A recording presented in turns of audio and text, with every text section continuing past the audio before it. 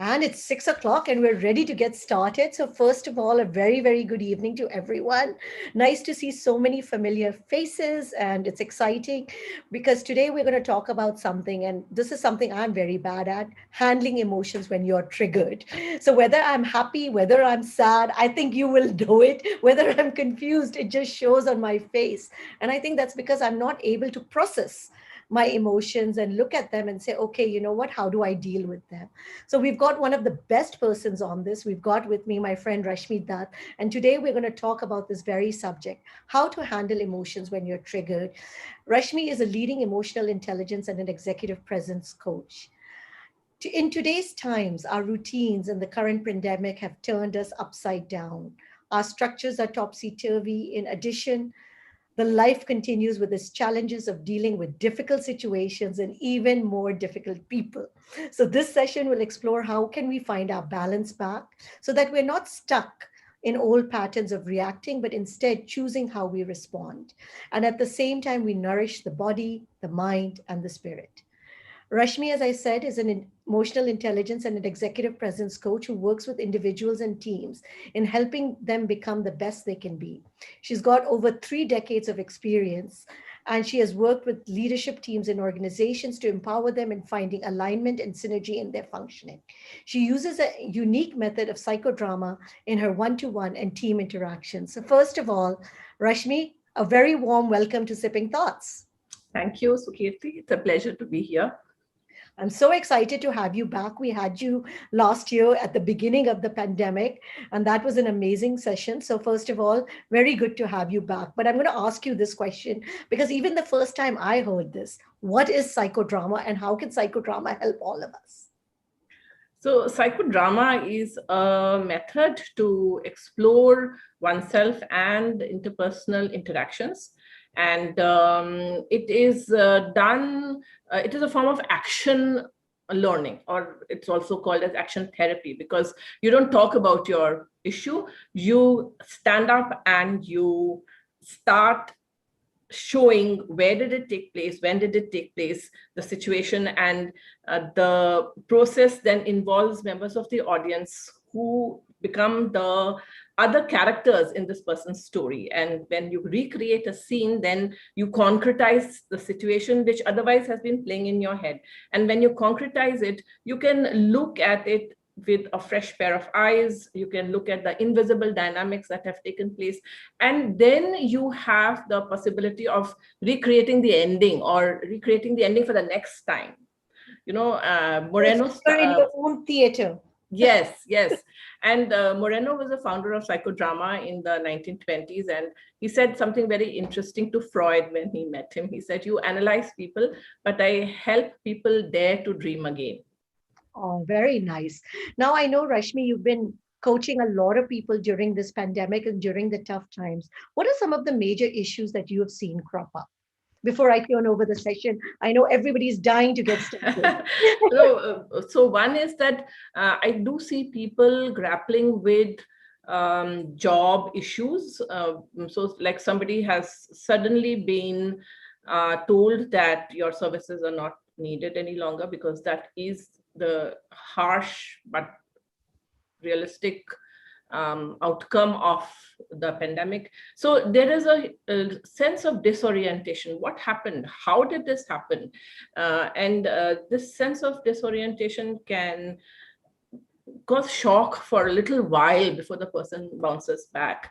And the other thing which I see is that relationship issues are sometimes getting exacerbated, where a relationship which was in any case a little difficult at the personal space suddenly becomes emphasized and highlighted, because there is no distraction, there is no outlet, there is no other space to step out. And people are responding in two ways. One is they're taking a hard look at it and saying, let's fix this, let's talk about it, let's face the issue. And then there are people who are also having difficulties with it. But I think it's also bringing out the best in people, who are also taking calls by saying, I'm not going to buy any more saris. And I think that is one of the best outcomes of this, and taking time to discover new discipline in themselves, new hobbies in themselves. And I lied. Before I turn it over to Rashmi, please do all let me know how you're feeling today. Well, up back to you, Rashmi. Yeah. And Yes. I really want to know, please do let me know how are you all feeling emotionally today? Charged up, I hope. Yeah. Yes, I can see some of the responses. So there's also down, that's also, and thank you for sharing that, low, and then there are people who are grateful and good and happy. So I think that it's wonderful that you're able to state what you are feeling. And that's a great question that you've started with, Sukirti. So and I think that's one of the first things about emotional intelligence, to be able to identify what you're feeling and not push it under the carpet. So we've already started with that, which is wonderful. So let me start with the presentation which I've made for you. And here it is. Yeah. So the session is handling emotions when you're triggered, and I'm going to start with the reference to a fairy tale, and you all know who this is. So of course you can make out who it is. So can you write her name in the chat? And um, and yes, and you know, we all know how it ended. Um, it didn't end well at all, the story where she goes to a grandmother's house and the wolf is there and he eats grandmother and Red Riding Hood. And the when my children were small and I used to tell them this story, then I made a conscious effort to change the ending, because I wanted my children to grow up with this message of self-sufficiency and resourcefulness rather than being a victim.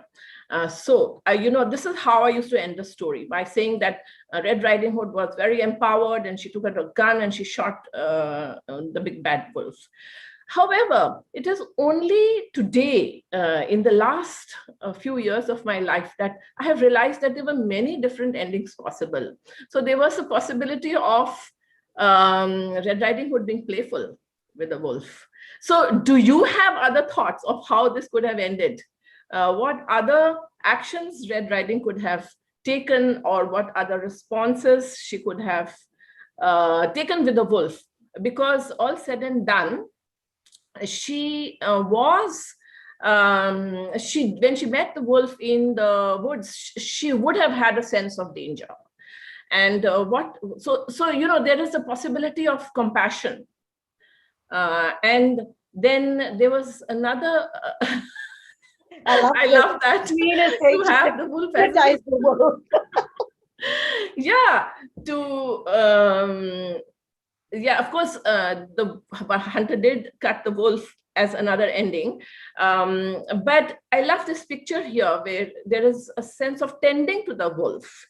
And then there is this other possibility of, you know, finding love for the wolf.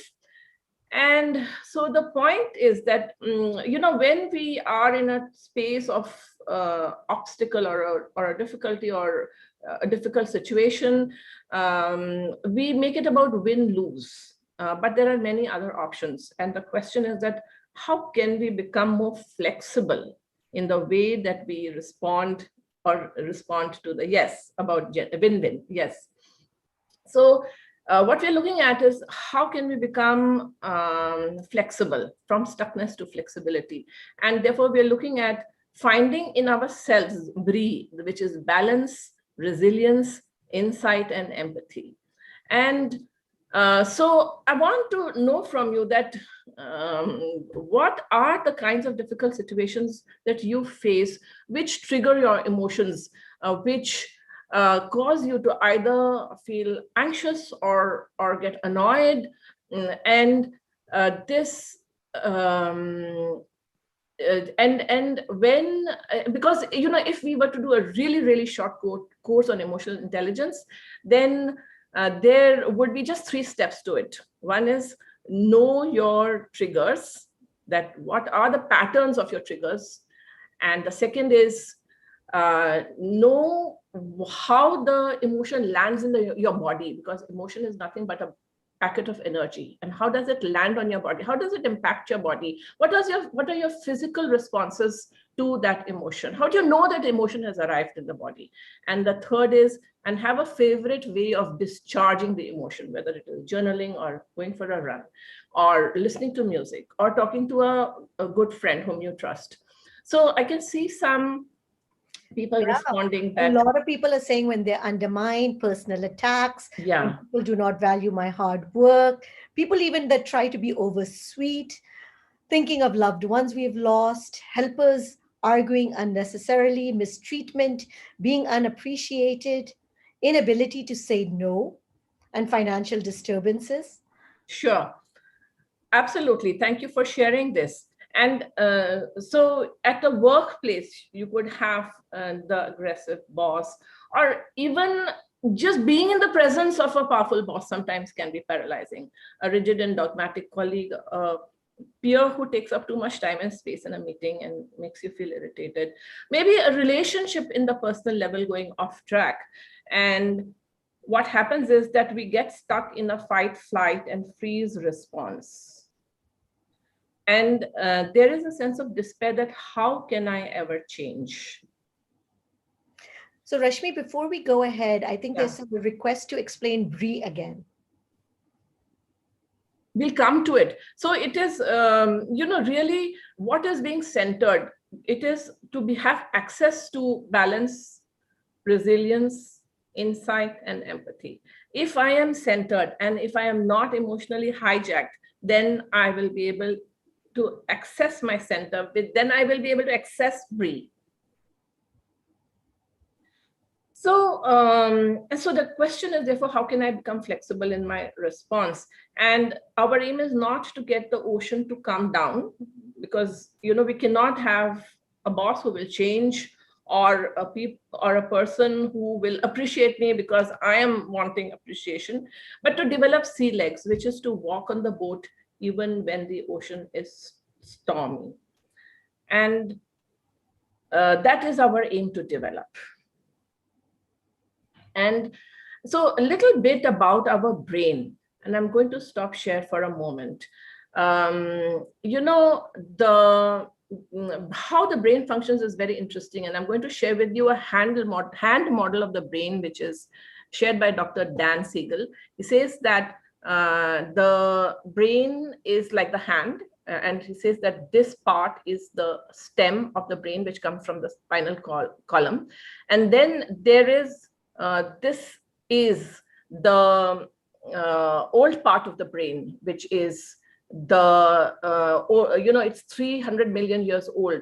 And this regulates our physiological functions, how we eat, sleep, how we regulate our body. And then there is the limbic system, which is a reptilian brain, which inside the brain is like this. This governs our emotions, where we respond from fight, flight, or freeze. And then you have the more recently developed part of the brain, which is the cortex, which actually covers the brain like this. And then above that, there is the neocortex. The neocortex is that which regulates our rational thinking, our ability to make sense, apply logic, apply rational, and look at the environment and say that, my reaction is not in proportion to what is happening, and I have other options. But when we get triggered and flip our lid, so to say, then the cortex and the rest of the brain is not connected. It's like this. And what we need is to be in a space where the cortex and the neocortex, where we are also having access to our empathy, is connected with the brain, so that we can have access to the upper part of the brain and the middle part of the brain. So when we have been triggered, the brain is like this, where the cortex is not connected with the rest of the brain. And really the brain has to be like this. So as we continue, um,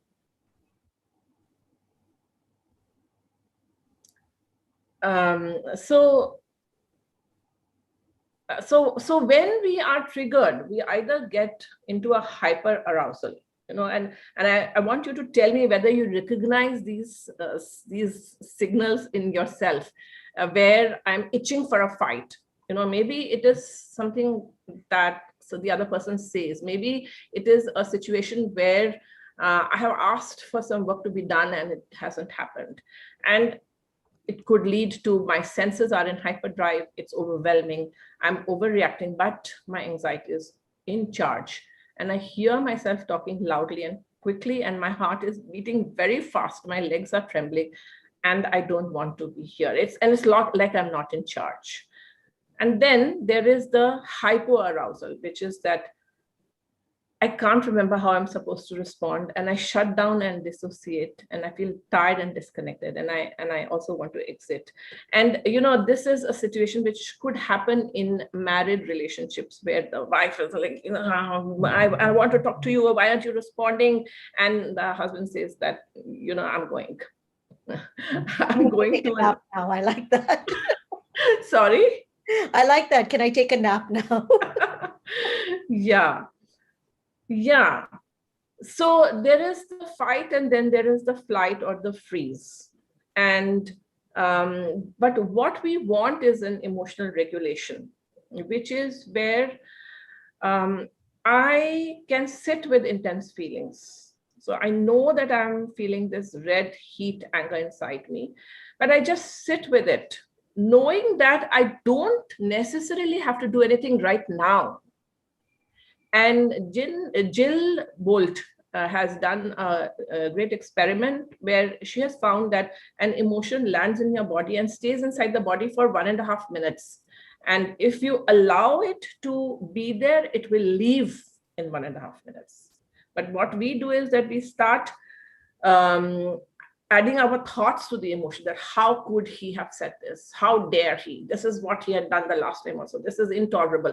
And the emotion then keeps staying for longer and longer time. But if we just, and then there is also another thing which we tell ourselves, that I'm angry and I'm a bad person for feeling angry.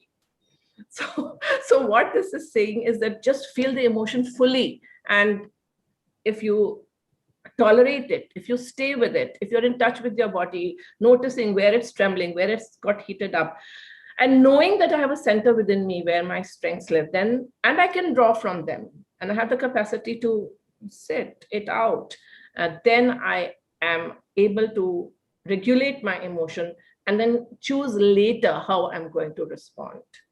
So it's important to name our emotions and acknowledge our emotions and say that right now I'm annoyed, or right now I'm really jealous, for that matter. Because and emotions create thoughts, and thoughts amplify emotions, and the more you think, the more angry you get. And also there is an emotion that you feel inside, which is through transference, which is an accumulation of an old emotion that lives inside you. So for example, a young boy had a very controlling father who maybe even beat him up. Now, the memory of his relationship with his father may have subsided, because the conscious mind doesn't want to remember unpleasant memories, but that bundle of energy still remains inside his body. So maybe when his wife mocks him, then that rage comes out again. Or when the boss belittles him, that rage comes out again. But the rage is coming out at the wrong time, at the wrong place, to the wrong person. And this is a transference reaction. So it gets activated by a trigger, and the reaction is out of proportion to the event. But what we are going to look at is that as you breathe and come back to the present, you transmute the energy that was trapped in early childhood. And so the question is that how do we come back in balance? And there are three things to be done, which is become aware of the thoughts, emotions, and what is my action. The second is to take a pause and then come back to the observing self. And then remember the larger perspective. What are your long-term goals? And the importance of pause is is very much there in an experiment where they were looking at interacting with married couples, where they created a situation where the couple was in argument with each other, and they were measuring their physiological responses. And at a time when the physiological response was at a peak, they told the couple, our system has broken down, come back in 15 minutes. And they sent them to different rooms, and they said you can read a magazine or whatever. And when they came back, the couple, to the same situation, the emotions had subsided and the discussion took a much more constructive turn. So the importance of the pause.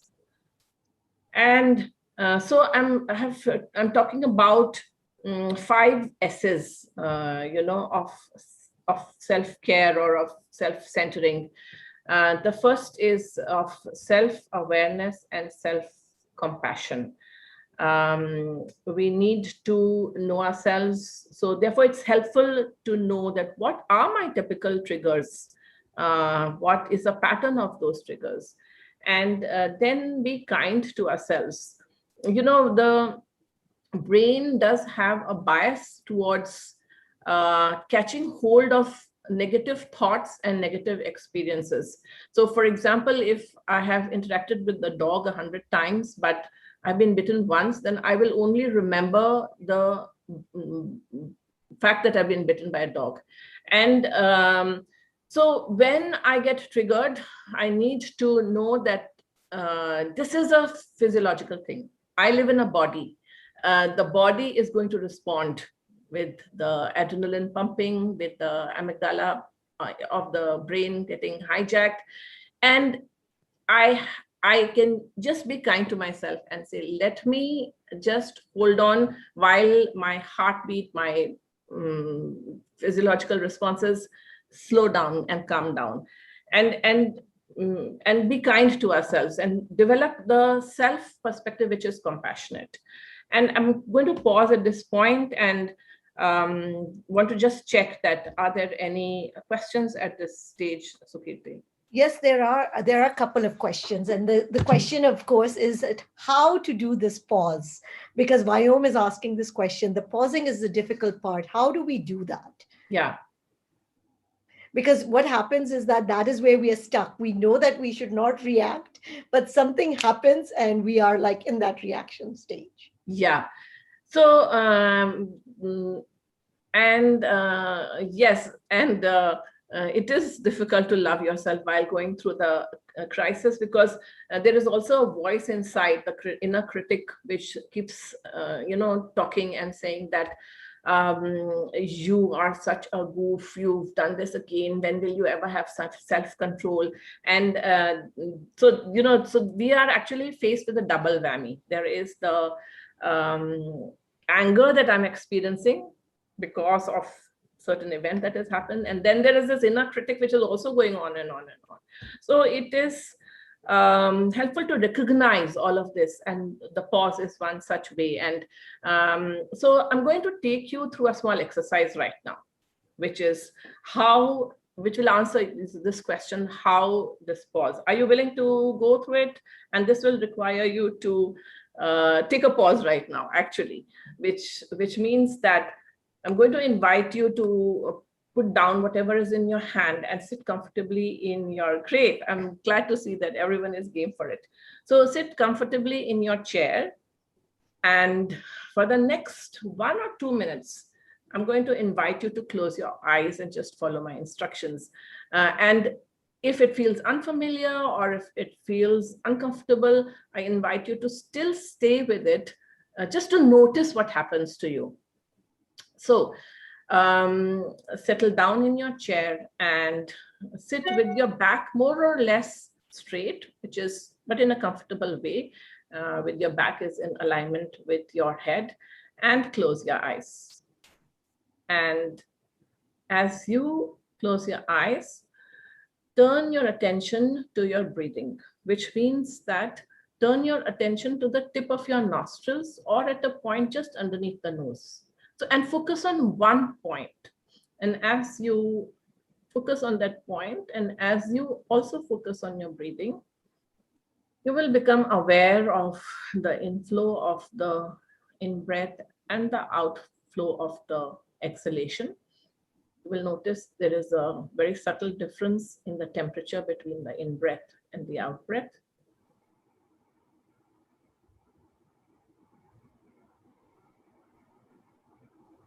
Notice the body settling down on the tailbone. So the weight of the body is on your tailbone. And for the next few seconds, we'll practice a stillness. So which is also physical stillness and an inner stillness both. So the invitation is to sit in a way where you can be still. And as you become aware of the in-breath and the out-breath, notice the abdomen also moving up and down. Notice the air against your face and your shoulders. Notice your shoulders moving up and down.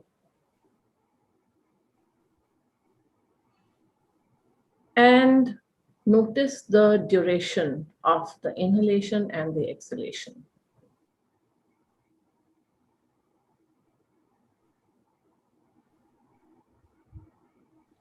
And lengthen the exhalation. And also notice the pause between the inhalation and the exhalation. And this pause is that point of stillness where what you do next becomes a matter of choice. And this pause is the point of great possibilities. And this pause is a point of very sweet restfulness. And do a quick mental scan of the body with your eyes closed. So notice how it feels at the top of your head, at the back of your head, and coming down to the face muscles, the cheeks, the chin, the neck, the shoulders, your upper back, middle back, lower back, your chest, your abdomen, your arms, your hands and wrists. And just the act of noticing it will soften the tightness that we hold inside our body. And then moving to the hips and buttocks, the thighs, the knees, the calf muscles, the feet. And with your eyes closed, feel the body softening, resting, and relaxing. And send your hearing out like a radar beam into the far distance. And notice what are the sounds that you can hear.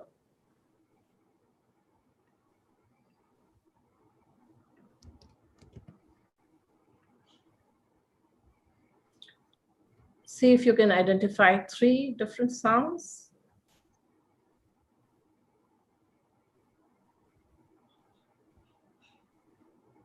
And then bring your attention back to the room where you are, and then back to yourself. And whenever you're ready, come back into the here and now and open your eyes. And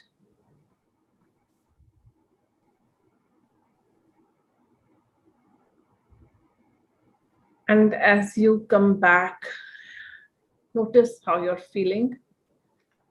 What we've done is a 1-minute meditation, which is possible to do at any time. And even this space between the in-breath and the out-breath is your pause, which allows you to just notice what is happening.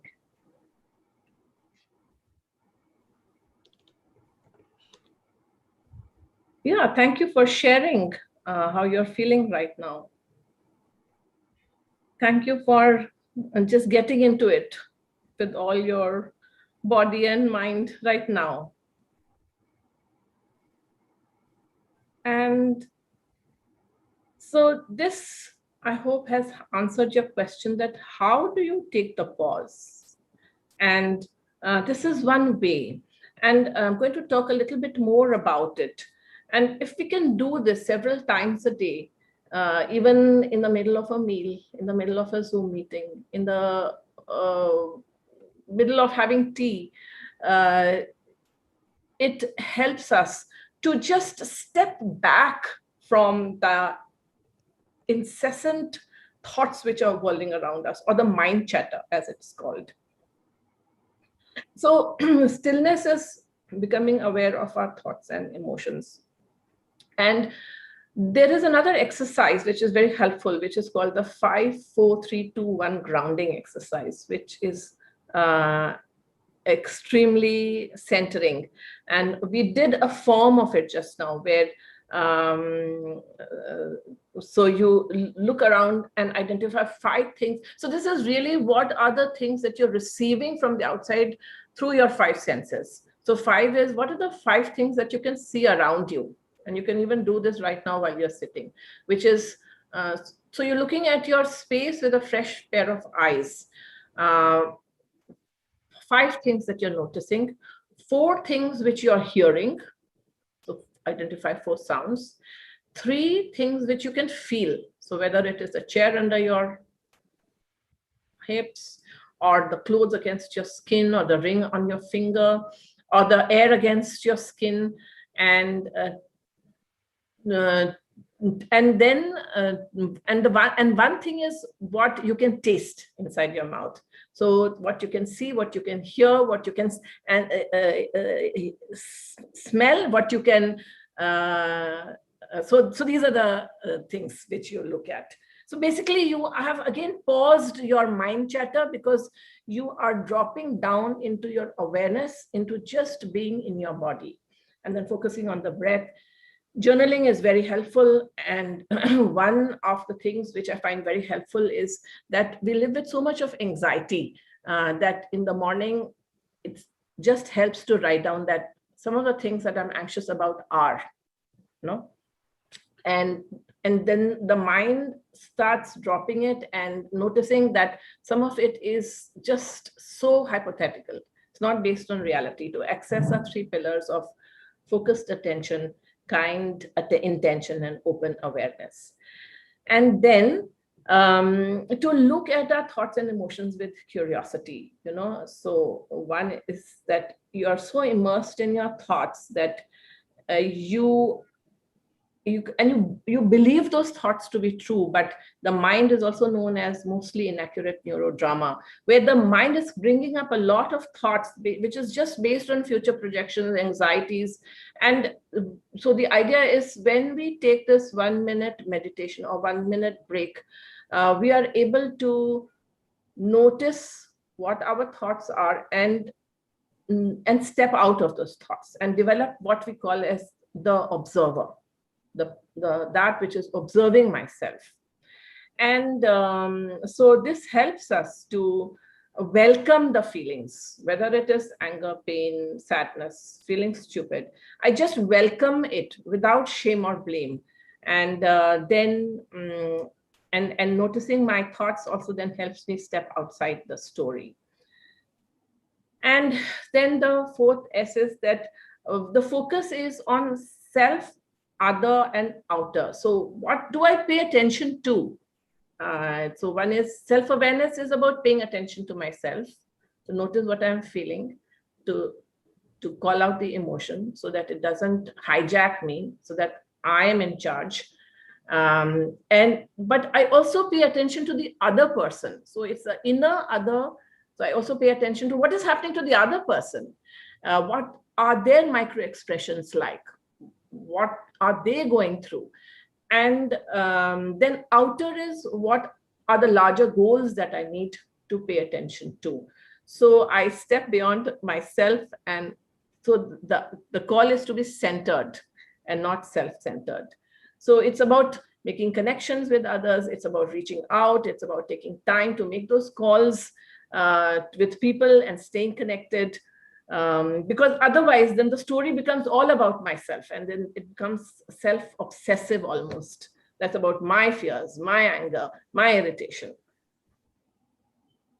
So there is a wheel of awareness, which is very useful, which is from Dr. Dan Siegel's work again. And so he says that the rim, so there are four things that you look for in terms of observing what is happening around you. So one is the the outside world, the sight, sound, taste, and smell that we have just experienced in this exercise. And so this is the upper part of this wheel is the experiential focus. So what I'm actually experiencing. So one is from the five senses: the sight, sound, taste, smell, and touch. Then what are my body sensations? What is the inside world? And then there is the third is my thoughts and emotions, and the fourth is that what is my happening to my relationship? How am I connecting with the other person? What am I noticing in the other person? So the beauty of this is that there is the rim of this wheel, and then there is the hub of the wheel. So the rim is the what I know by noticing, and then the wheel is just the pure awareness. And this awareness helps me become calm, curious, and creative. And when I notice it, then come back to my center. Notice it, notice sensations, come back to my center. Notice my emotions, come back to the center. So this hub allows me to be curious, open, accepting, and loving. And and the fifth is to take small steps towards action. So when you make small commitments to yourself and keep them, you're strengthening self-belief. So one very useful exercise is every month to write these four things. Every month. So this is the beginning of the month, and you can start a diary where you say, where am I right now? What have been your wins in the last 30 days? And what are the 3 key wins you want to have in the next 30 days? And what are your goals for the next 12 months? And this would keep changing and morphing every month. But the fact of, and we overestimate what we will accomplish in 1 day or 2 days, and we underestimate what we can accomplish in a month or 12 months. So this is a good way to keep track of what are you doing and where are you heading, because even when we have an emotional hijack or when we are triggered, it helps to come back that what are my larger goals, because at that time it's the short term which grips me, and in the short term I must say this to that person, but if I have sight of my long-term goals, it helps. And so what I find helpful for me is even to make these very small commitments to yourself, that right now I'm going to get up, drink water, and walk around for 10 minutes and then come back on my chair and not look at my phone. Or right now I'm going to make a commitment to drink water and not go in for the dessert. And just keep to that commitment. And even these micro wins help you to strengthen yourself and your awareness and your self-belief. So I'm going to take a small break here again and look at, are there any questions? Because later on we can do a small exercise, but more or less, this is what I wanted to say. And I would love to have some questions and interactions now.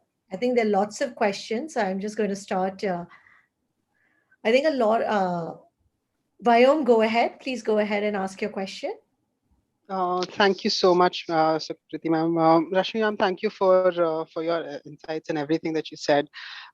So one question that I had was that, when you are actually, suppose you are in a situation where you're triggered, where you're actually really getting angry or something. At that point of time, it becomes really hard to, like, even the exercise that we just did, to just close our eyes, or just sort of reflect and kind of like even observing our breath. And that's something that I learned in Vipassana as well. But when we do that, I mean, how do we get out from that situation when Like, when the situation demands us to sort of act and speak at that moment? Yeah, it's a good question. And it is a very realistic and a practical question. And thank you for asking that, Vyom. See, one thing which we also underuse is relationship repair, to go back and say that I didn't handle this very well. And I want to say what I wanted to say, and that, I want to make amends, or I want to do this differently. I want to bring this up again, and I want to appreciate the fact that this is what I value between us. So that's one thing. And also that also needs emotional intelligence. The other thing is that if I am conscious that this triggers me, and this is likely to trigger me, so it's almost like I anticipate it, and I tell myself that this time I'm going to keep my cool, that I'm not going to react at that moment. I'll take my time, I'll change my space, I'll change my location, and I'll come back and talk to this person. And the third thing is that if you are in touch with your body, then you will notice the storm before it arrives. You will start to notice that your face is getting red, your fingers are shaking. And then that's also a good space to stop and close your mouth and walk away from it. One question that always comes up is when you're in a meeting and you see this happening, you're not able to walk away. Yeah. So to say that I'd like to address this later, or can I come back to you on this? Notice your breathing, take conscious deep breaths are some of the ways.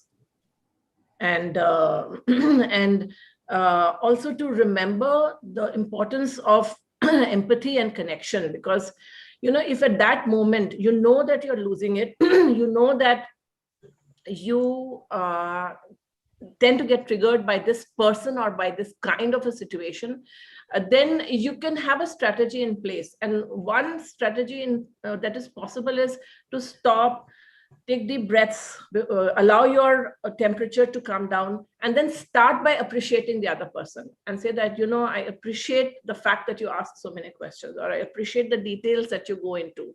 I appreciate the fact that you caused me to stretch, because with that I learned so much. And then what I want to say now is that. Okay, we'll take the next question from Richa. Richa, go ahead. Thanks, Sukriti. So my question, Rashmi ma'am, is, what do you do if you're stuck in a situation where you keep getting constantly triggered because there's some issue that has never been resolved and it can't be for whatever reason? Thank you. Yeah, that is sure. It sounds that it's a difficult situation, and you're not being fair to yourself if you're in this space of toxic interactions. So it is it's very hard to say what you should do without knowing the facts and the details, but to check with yourself that what are you doing here, and is there a long hard conversation that you can have with that person? Is it that you can remove yourself from that situation? Can you take a break? Can you so it would help to speak to someone about what are the options that you have, and what is happening to you, what part of you is getting stuck, and are there different kinds of reactions or responses that you can try out? Can you try out humor? Can you try out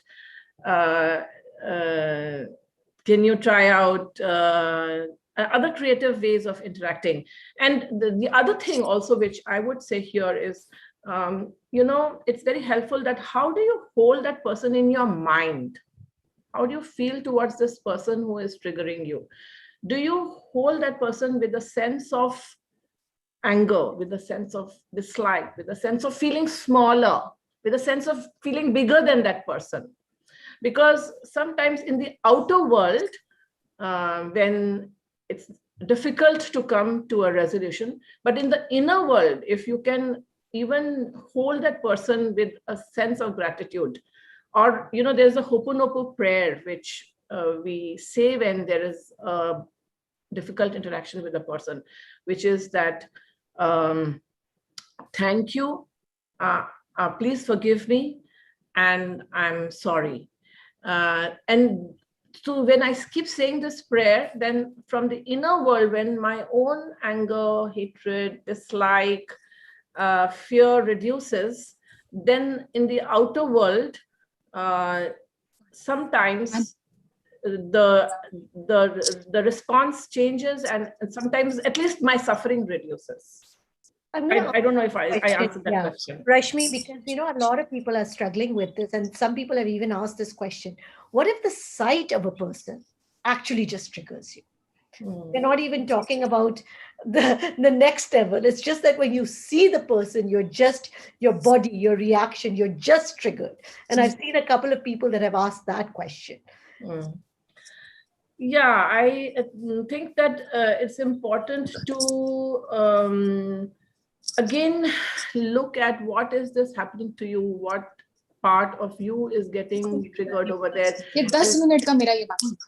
Yeah, and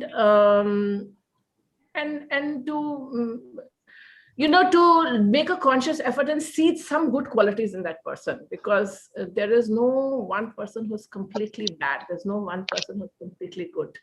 And in fact, I'm reminded of a story of Ahmed, of Bari, whom there's a very interesting story of J.R.D. Tata, actually. Let me tell you that story. Yeah, his name was Abdul Bari. So when J.R.D. Tata was in his 30s, he unexpectedly had to take over the chairmanship of all the Tatas. And because his uncle had unexpectedly died.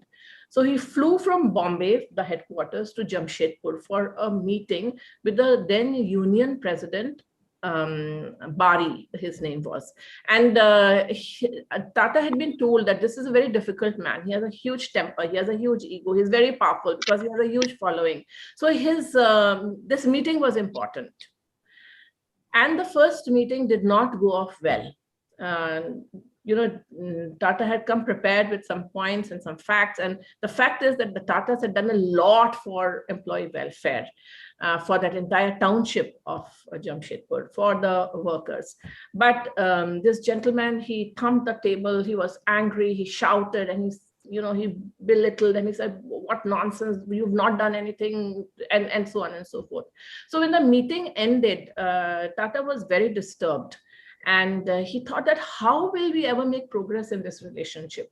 How will I ever be able to find a win-win solution with this person? And it's so important for me to work with this person. So at night, as he was sleeping and getting ready, and in the morning when he was getting ready in his guest house for the second round of meeting, Tata thought to himself, this guy is very difficult, but the one good thing about him is that he is very outspoken, he's very straightforward, and what he feels, he says.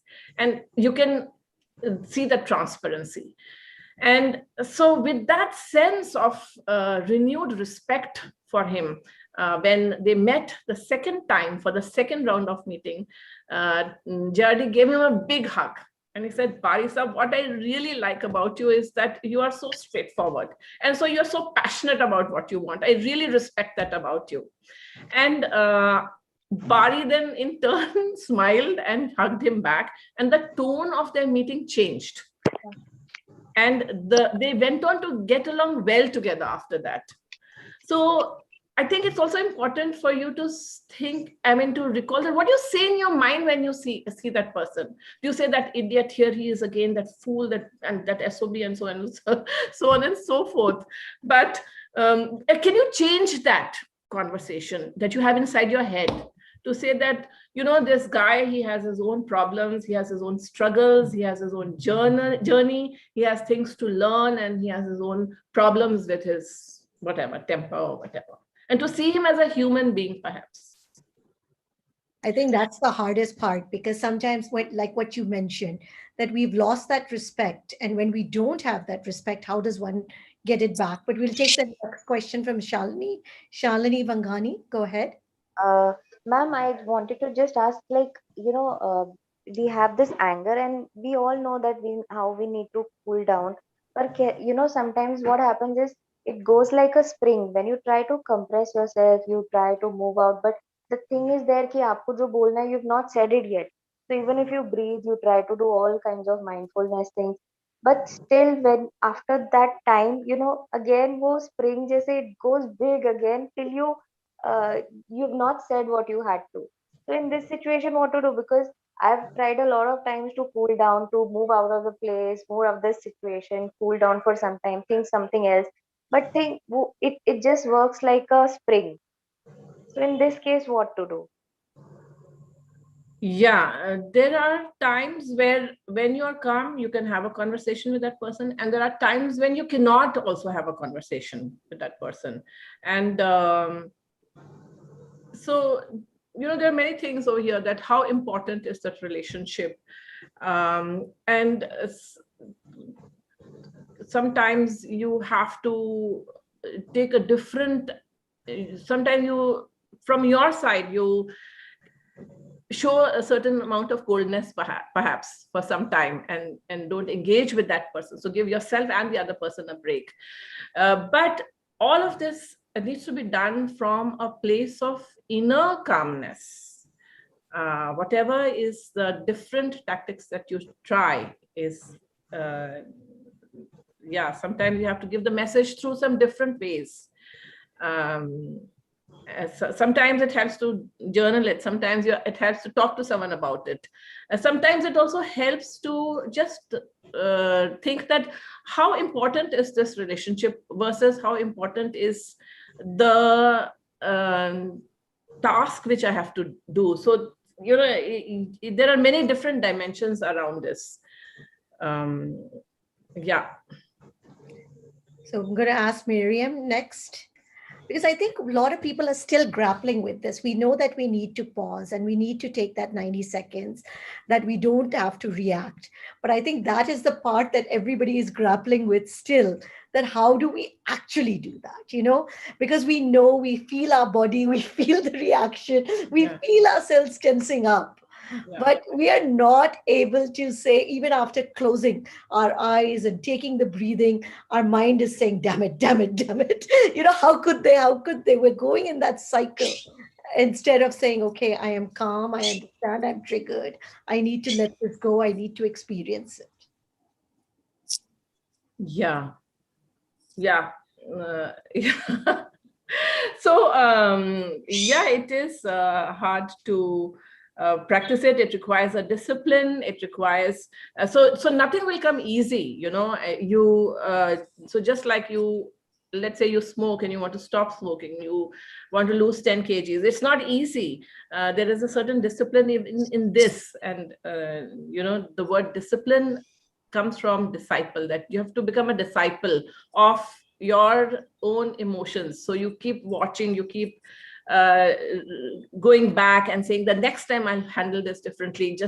Just now the ball missed the basketball hoop and it fell off again, but next time I will do that. And that's how so it's a long journey of building that muscle. Yeah, so we'll take the question from Smita. One more question. Are you just controlling the trigger? Are you able to actually change your feeling towards the person? Sorry, say that question again. Are you just controlling the trigger and saying, Yeah. okay, I will not let this trigger me? Or are you able to actually change your emotions to the other person? One is that, look, because of all of this, I've calmed myself, I've controlled myself, I've not reacted. That Yeah. doesn't mean my feelings to the other person have changed. Yeah, sometimes there's also an acceptance. So, like there's, so if I feel a certain something towards a person and I find that the person is not responding or the person is rude, then there is also a certain inner acceptance that I feel like this, the other person feels like this, and it's not going to happen more than that. So in that, there is an acceptance. So in the future, the interaction becomes easy if there's an acceptance that I'm like that, this person is like that, and we will not necessarily have warmth between us. But once there's an acceptance, then there is a more relaxedness between us. So that's another way of looking at it. So obviously there is no magic pill, because it takes time, it takes effort, it takes self-study, and that is the long and hard journey of it. Smita, go ahead, ask your question. Yeah, thank you, Kirti. Ma'am, my question is, as Kirti said, controlling the trigger and, trying to like the person. The person I'm talking about here is someone I cannot ignore. Like we say, surround yourself with positive people. That's not possible because, I don't want to give more details. And I have, over the last 1.5 years of the lockdown, maybe, because psychologically I am also troubled somewhere with the situations around. So I have been, really grappling with the issue. There are days when I feel, okay, I've overcome it. But next day I start from zero again. Then I pull myself up. No, I've overcome it. The point is, I've come to the conclusion that this person will not change. I have to change within. I have to change within. Will not change, yeah. Right. But when I try to control the anger or control the trigger, it bottles up inside, and it has to come out somewhere. And I don't want it to come out in the wrong person, and I cannot let it come out in the right person. So I've been trying to find things that help me act like a stress buster kind of a thing, but even those are not working, which is really depressing, because I dance is a form of my where I feel very relieved, but off late in the last 20 days or a month, even this is not working. I feel okay, I'll just forget it for an hour, but when I come back, it's like the same thing, and it's very frustrating because you start from not zero, from -10. I agree with you. To the zero. This. Yes, you are in a loop. One day you feel okay, I've achieved 10 on 10, then you're again -10. So how does one? It's a vicious circle. How does one break it? So, firstly, I want to appreciate your self-awareness, Smita, because you are conscious when it's on 10, where it's 10. You're conscious when it's -10. You are trying body movement and dance therapy, and so I think that is tremendous, because that is to keep trying different possibilities, because and talk to a person who is someone you can trust, a professional person maybe, because it is something which it's I don't know whether it helps to talk to that person and say that these are some issues. So it is something which you have to keep trying, and I think that you're on the right path, that you are trying all of this. And no, the reason, ma'am, I asked this was because I meditate a lot, but off late, either my stress levels are very high generally, that's why this person is troubling me more. Even my meditation, it's occupying my mind, which is very disturbing. That is the time when you want to think, even if you want to think of thoughts, it should be good thoughts. So maybe it's just general stress, but it's I don't know what to do about it.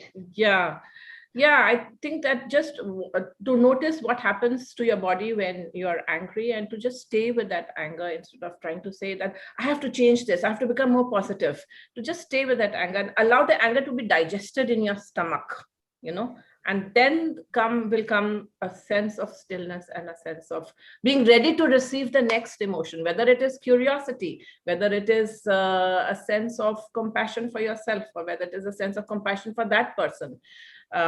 Because also to notice curiously what happens to you when all of this is happening. I just take a few minutes, ma'am, to come back. I do come back, but those 10 minutes are torturous. Well, you are not the only person in this world. I would tell you that 99.99% of the people go through these difficult emotions. So that is part and parcel of life.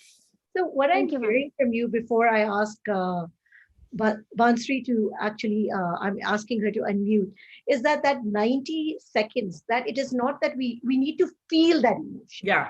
Yeah. right? And what we are actually trying to do, a lot of us, is not try to feel it, is try to suppress it or try to Yeah. change it, rather than saying, okay, I am feeling angry. Let me actually fully feel that without reacting. Just feel the emotion. Let that anger come through me. Let me just sit quietly. Let's experience that stillness of saying, now I felt the anger.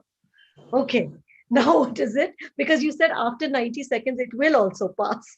I think you've hit the nail on the head, because to hang out with that anger is one of the most difficult things. And we try to distract ourselves by doing many other things, like one is actually getting into workaholism, eatingaholism,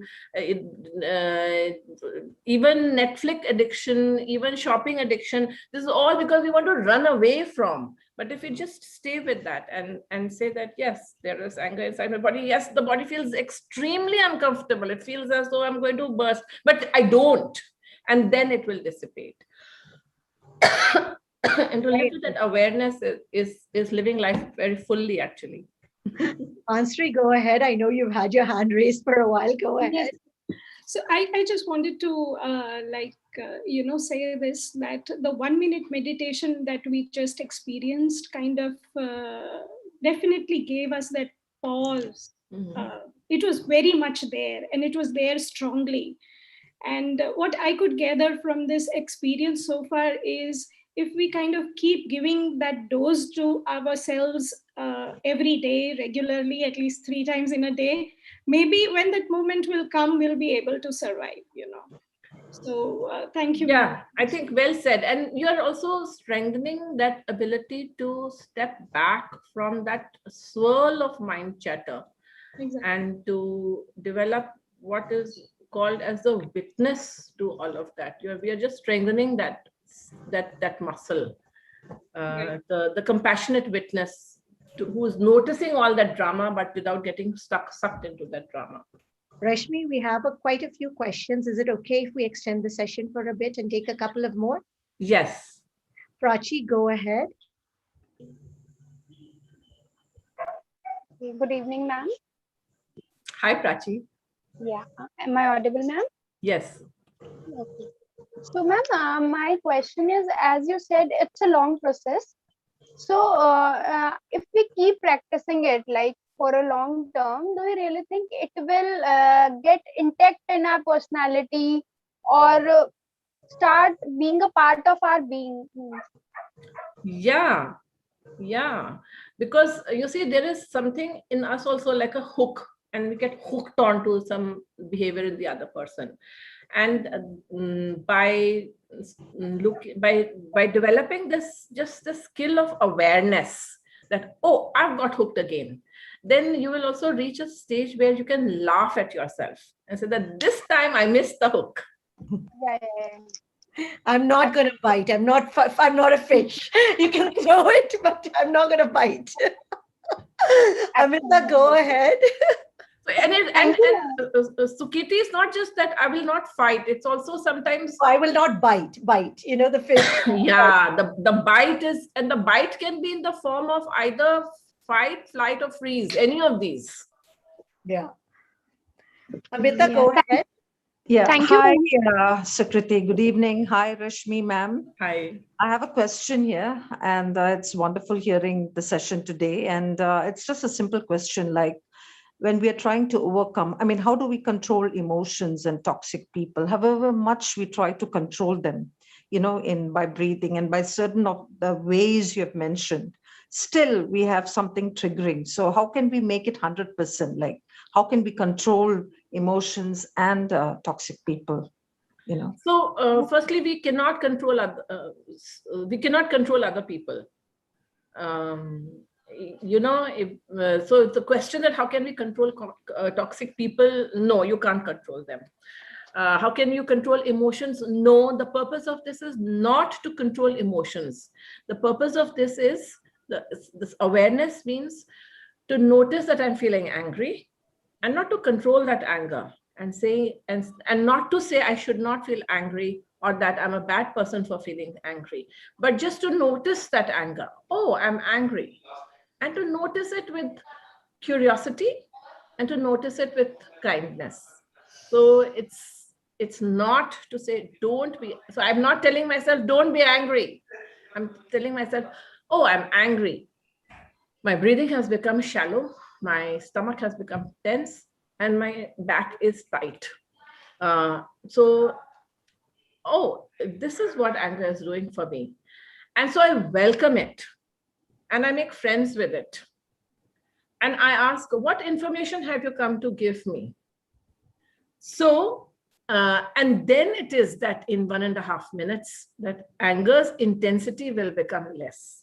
And then after that, I said, oh, why did I become so angry with a small thing? Or, oh, I became so angry, and next time I'm going to tell him that this is not acceptable to me.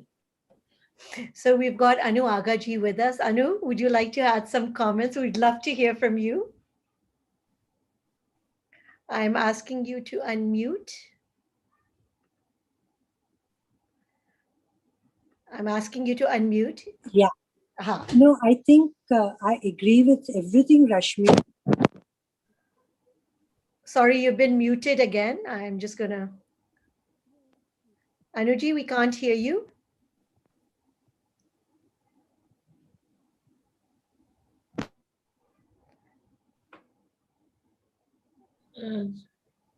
One second. I'm just gonna try to unmute you again. Can you speak a little louder, I think? Can you hear me now? Yes, we can. Thank you. No, I think Rashmi is doing such a beautiful job and I agree with everything she's saying. So let her go. Thank you. Thank you. That's very motivating for us also. So Naina, I know you've been waiting patiently. Please do go ahead and ask your question. Okay, this is something to, in addition to what Smita was saying, like when you're aware of the problem and you try and you go 10 and minus 10, you go up and down, right? Mm-hmm. So one question is that, is it a step towards our own evolving? Like it is little discouraging that you've again gone minus 10 because, you know, there are moments when you're not in balance and you lose control. We know the right way, but we like, even when we practice what we've learned today to pause, but there are times when you also sort of lose that control. You know, if I would do it in 9 places, I might forget, I might not be able to handle myself in the 10th situation. And sometimes it comes with more a blast than required because I have already suppressed the 9 times. So sometimes what happens is that instead of shouting, what I speak comes out with tears, you know, because I'm trying to channelize. I've been channelizing it on 9 occasions. The 10th one, either I burst out really badly or it comes out in tears, you know, like in helpless tears that, you know, and the other person is saying, itna to kuch hua bhi nahi ki jo tum itna pare react kar rahe ho. So that is one thing I wanted to check. Yeah. Sorry, there's something else that you wanted to ask.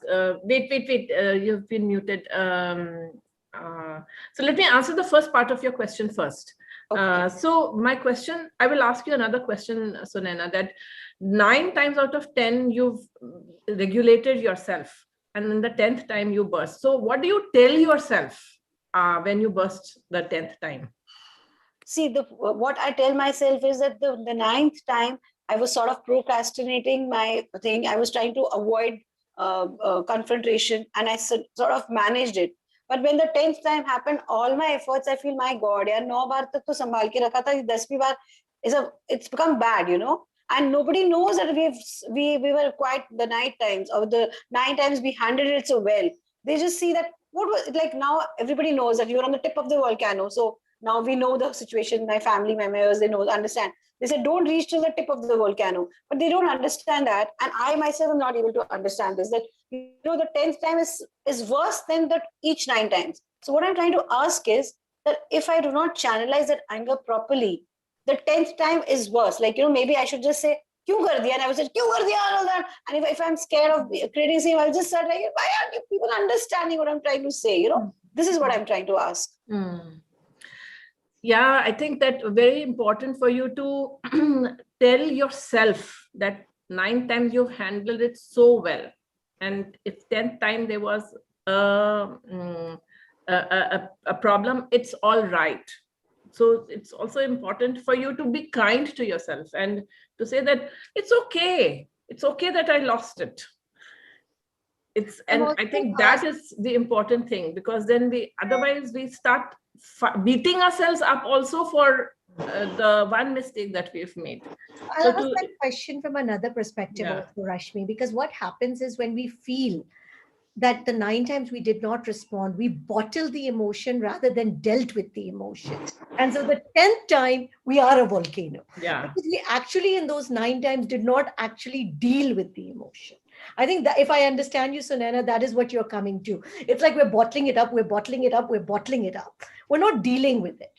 And so the 10th time we are like ready to give it all out. Okay? Because we're sorry to, it is like, let us just take a bash at it. How do we deal with that? Because every time that we are suppressing does not mean we are dealing. Yeah. Yeah, I think it's important to label the emotion and say that I feel angry instead of saying ki, koi baat nahi, and then to coolly say that what is the part here that I can address with the other person. Can I talk to that person and negotiate that? You know, let's take a hypothetical example that my husband doesn't help around in the house. And so can this I is not talk hypothetical. This is a very real situation for 80% of us. So then I so instead of keeping quiet and continuing my work, which is what you are saying as suppression, and I agree with you, that doesn't resolve anything, that I'm feeling angry but I'm not saying anything about it. But to find a time when I am calm, the other person is calm, and then to negotiate and say that in the day I feel very overworked and I feel very tired. Can you help me with these 3 things? And it's also important to have this conversation and say specifically 3 things. That can you help me lay the table? Number 1. Number 2, can you help me clear the table? And number 3, can you help me whatever, bathe the children. So it's not that you are just complaining and saying tum kuch bhi nahi karte ho, tum kabhi bhi nahi karte ho, tum kaise ho, but you ask for 3 specific things. And so when you ask for very clear 3 things, then the other person also understands and says that, okay, this will take 15 minutes if I do it. And yes, I can do it. So that conversation to have at a time when you both are calm, when you both are feeling happy, is also a possibility over here. I know one last question, Vishwa, we will take from you, and then Rashmi, I'll take your closing thoughts. Go ahead, Vishwa. Okay, thank you. Good evening, everyone. I would like to ask that every time we can't breathe and take off the situation, right? So how to overcome that? If we give a pause to the situation, then the third party would have an habit to do that every day, right? Every day they would trigger us, and how many times we should stop that and pause that? They will make us unhappy every day. How we will give them pause every day? How we will stop them? Yeah, Vishwa, that's a good question. And the idea is that can I have a conversation with that person whose behavior I'm not happy with? And that conversation should be therefore had at a time when I am not angry. That is the purpose. And then to negotiate that this is the part that I really like about you and I respect that. And this is the part where I want your help. Can you do this for me? And can you do this differently with me? And so when you have this in a conversation in a loving way, in a respectful way, then there is a good chance that there is a possibility of a solution. Deeksha, please go ahead. Sorry, Rashmi, one more question.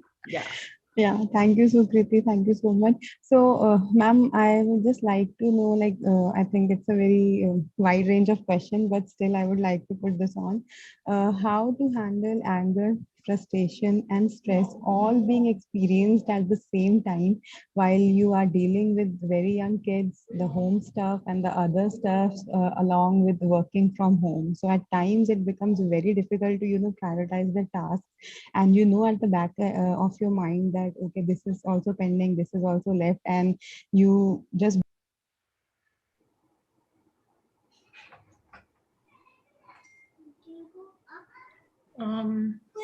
Got muted. Yeah, I think I don't. I think she. Yeah, I'm not seeing her.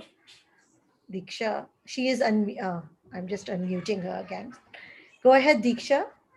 Yeah, hello. Yeah, am I audible now? Yes. Yeah, thank you, ma'am. So I just wanted to ask this question. Like it's a kind of wide question, but still I would like to, get some help from you. It's how to handle the anger, frustration, and stress all being experienced at the same time while you're dealing with very young kids, the home stuff, the other stuffs while working from home. And at the back of your mind, you know that you have to do so many tasks and you're not able to prioritize things, and one or the other thing goes unattended. So how to deal in this situation? Yeah, these are tough times, Diksha, and I think it's important to acknowledge that this is a difficult time where everyone is cooped up at home, and a lot of the burden falls on the woman. So to prioritize that, what are the three most essential things, and if the other things that are not happening, drop them. To have a conversation with people in your house that what are some things which you think that they can help with, and this is to involve more people in sharing the tasks. That is another possibility. These are the practical things which you can do in managing your situation. I don't know, have you done these things? Yes, ma'am, tried at times, but sometimes it do happens that you end up in some controversy. Yeah, I hope that you can again go back to the adult members of the house and reallocate and delegate some of the jobs. And if you do it in a smart way, in a clever way, in a way where you do a lot of appreciation, then maybe there will be some more of work sharing. That's one possibility that I can think of right now. So thank you. I know, guys, there are lots of questions. I'm going to share also Rashmi's LinkedIn. Please do ask it to her. I apologize if we're not able to take all the questions. I think the one big takeaway for me, and I'll repeat it again, is letting yourself feel that emotion. I think I'm also one of the ones. As soon as I start to feel a negative emotion, I feel like, no, I need to suppress it. And maybe that was one of my key learnings for today. Rashmi, I'd love to hear your closing thoughts also. Yeah, thank you for this space, Sukirti. It is wonderful to actually have an opportunity to interact with so many people, and I can see the difficulties that people have with this topic, and it is something which is only about developing consciousness, and to allow yourself to become conscious and to strengthen that sense of consciousness is the one way, and then have a conscious strategy also, that when I feel angry, what can I do to help dilute that anger, or dissipate that anger, or digest that anger. So whether I go out for a walk, whether I drink water, whether I go out for a game, whether I do some yoga, whether I do some meditation, whether I listen to music. And of course, it's not about doing destructive things like ending up shopping or ending up watching a lot of Netflix. So the more conscious I am, then the more in charge I am, rather than the emotion being in charge of me. But I want to thank everyone for sharing your situations, your questions, which made it more interactive and energized me as well. And please do get in touch with me over LinkedIn or over Facebook. I would be happy to interact with you. And yeah, you will find me. I don't have a link over here which I can share with you, but please find me on LinkedIn. I would love to connect with you. That is awesome. Well, thank you. And thank you everyone for joining us. And I hope you found something that you could take away. Would love to see your takeaway before we end for the day today. Sorry, Sukirti, did you ask a question to the audience? No, for everybody, I would like to see their takeaway. If they would drop that down, that would be great to understand. What did they take away from this session?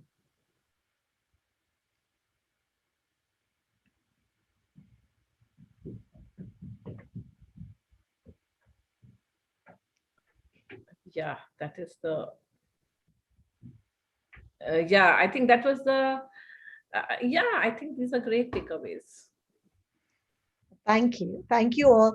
And please, I know that a lot of people have asked us to put feedback forms. We will. I know that there is a constant request, but we love all of our sessions. So we hope you do too. That's my positive take. I love them all. So. Yeah, absolutely. Yeah. Thank you. And we wish you all a good night. Yeah. Thank you, Sukirti. Bye-bye. Bye-bye.